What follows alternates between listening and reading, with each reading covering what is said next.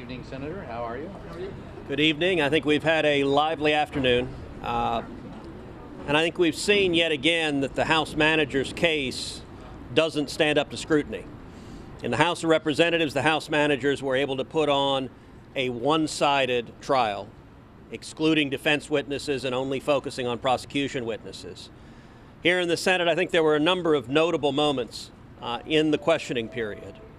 One notable moment is that Adam Schiff, not once but twice, refused to answer if the so-called whistleblower had an actual conflict of interest. The Inspector General told us there was reason to think he had partisan bias in favor of a rival political candidate. But when Adam Schiff was asked whether the so-called whistleblower had an actual conflict of interest and whether he was a fact witness, whether he directly participated in Joe Biden's threatening the government of Ukraine, blocking $1 billion in military aid, and demanding that Ukraine fire the top prosecutor who was investigating Burisma, 2 times, Mr. Schiff refused to answer that question. It was also notable, on most other questions, Mr. Schiff would get up there and riff freely, share his thoughts on a whole host of areas. But when it came to being asked under oath about whether the whistleblower had a clear conflict of interest, was directly involved in Joe Biden's potential corruption, whether the whistleblower himself could have faced potential civil or criminal liability for his direct involvement, Mr. Schiff went utterly silent and refused to answer it. There was a second particularly revealing exchange, which is Mr. Schiff offered a hypothetical. Mr. Schiff said, would Barack Obama have been able to ask Russia to investigate Mitt Romney? And I think one of the more important exchanges was a question that Lindsey Graham and I together asked Adam Schiff and said, okay, let's take your hypothetical that you suggested it.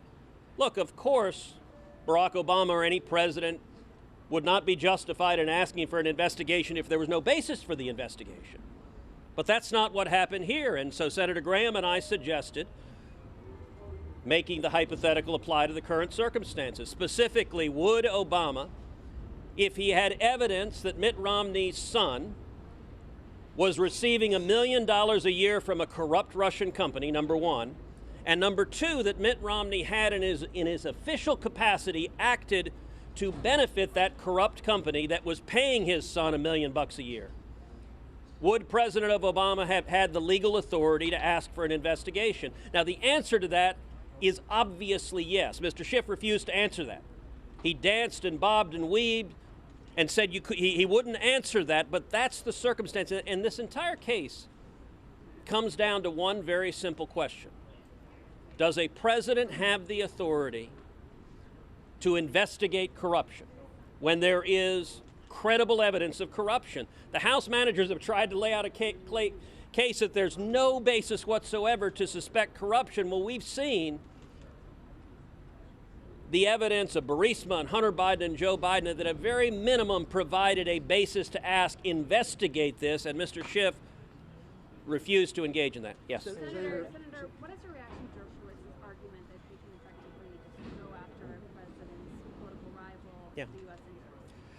Well, I think that's right. I think Professor Dershowitz, when he presented his argument to the Senate, I think it was a powerful argument, and he went through a litany. He listed, I think it was 40 presidents who've been accused of abuse of power, the standard the House managers are setting out. Those included George Washington, they included John Adams, they included John Quincy Adams, they included Thomas Jefferson, who his political rivals said when he made the Louisiana Purchase that it was an abuse of power. And under the House manager's standard, every one of those presidents could have been impeached. That's not what the framers meant for impeachment to be. I also think it was notable, Professor Dershowitz tonight responded to a question I asked, which is there's been a lot of discussion about was there a quid pro quo, wasn't there a quid pro quo? And the question I asked is, as a matter of law, the legal question before the Senate, does it matter if there was a quid pro quo or not? And isn't it true that quid pro quos are often employed in foreign policy? And Professor Dershowitz rightly pointed out that we engage in quid pro quos all the time. That's not the question.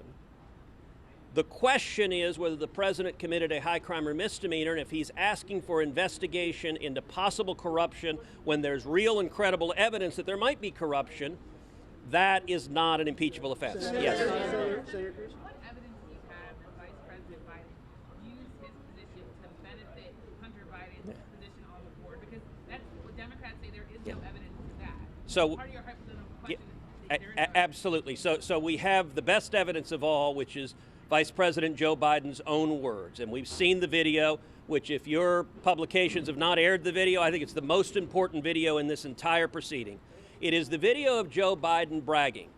And he's proud of this, where he's bragging that he told the president of Ukraine, number one, that he would block $1 billion in foreign aid, American loan guarantees to Ukraine, unless and until he fired the prosecutor who was investigating Burisma. And Joe Biden ends that video. Hold on, let me finish the answer. Joe Biden ends that video with saying, "And son of a bitch, he was fired." Now, Joe Biden is admitting, But some would and say that Biden's actions made it that the corruption was actually looking to more, not less.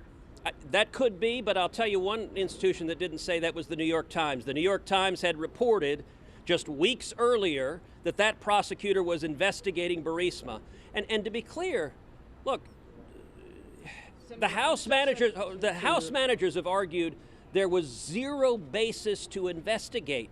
When you got a guy being paid $1 million a year, and he doesn't know anything about oil and gas, he doesn't have any apparent involvement in Ukraine, that certainly raises the question of corruption. And Joe Biden was the point person for Ukraine, and when he got the prosecutor fired, that happened because, by the way, you want a quid pro quo, the one admitted quid pro quo is what Joe Biden admitted to on film, and that at a minimum provided a reasonable basis to say this ought to be investigated. Senator, but it wasn't just Joe Biden who wanted the prosecutor fired. It was the UK, the EU, the IMF, the World Bank, and a whole bunch of our allies. Are you saying that they were all in on this scheme? And also, can you tell me how many members of ExxonMobil's board have oil and gas experience? So let's take your question. Look, as far as I know, the UK, the IMF, and other players didn't have a son on the board getting paid $1 million a year. And when it comes to corruption, you know, it is really astonishing to see the House managers talk about cover-up, and at the same time go all in on being desperate to cover up any evidence of Burisma's and Hunter Biden's and Joe Biden's potential corruption. And you know, I saw as I was walking down here that Chuck Schumer, I saw as I was walking down here that Chuck Schumer had said to the press, well, I don't think the Republicans have the votes to call Hunter Biden. That really speaks volumes how desperate Democrats are to block Hunter Biden. Let me tell you, Chuck's wrong on that. I don't know if we will call additional witnesses in addition to the 17 witnesses who already testified in the House proceedings. I don't know on Friday if there will be 51 votes to call yet more witnesses, but I'm confident of this.